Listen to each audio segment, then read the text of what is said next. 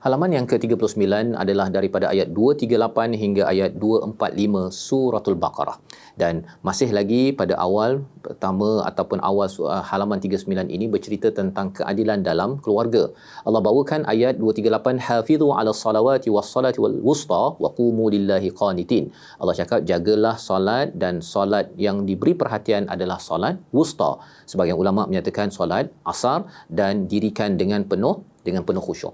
Bila kita melihat ayat-ayat sebelumnya bercerita tentang perceraian, dan ayat selepasnya itu, beberapa ayat selepasnya bercerita tentang perceraian. Mengapa tiba-tiba pasal solat?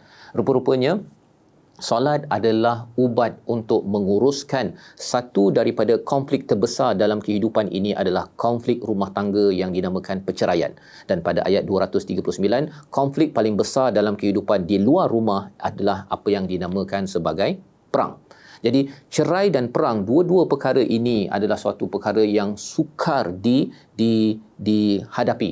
Dan dengan itulah macam mana nak mendapatkan ketenangan, bantuan daripada Allah.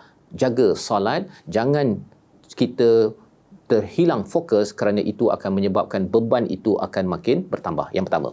Dan pada ayat 240 hingga 242 bercakap tentang hak wanita selepas perceraian dan kematian. Maksudnya apa? Wanita yang diceraikan atau yang ditinggalkan suami perlu diberikan nafkah sementara atau apa yang dinamakan sebagai mut'ah, sebagai tanggungjawab moral dan juga tanggungjawab takwa daripada suami. Jadi dia kena bagi nafkah, bukannya bila sudah berpisah itu terus sahaja semuanya di cut off, semuanya barang-barang semuanya diambil, kerana itu adalah lambang kepada rendahnya takwa dalam diri seseorang. Dan apa pelajaran besar daripada hal ini?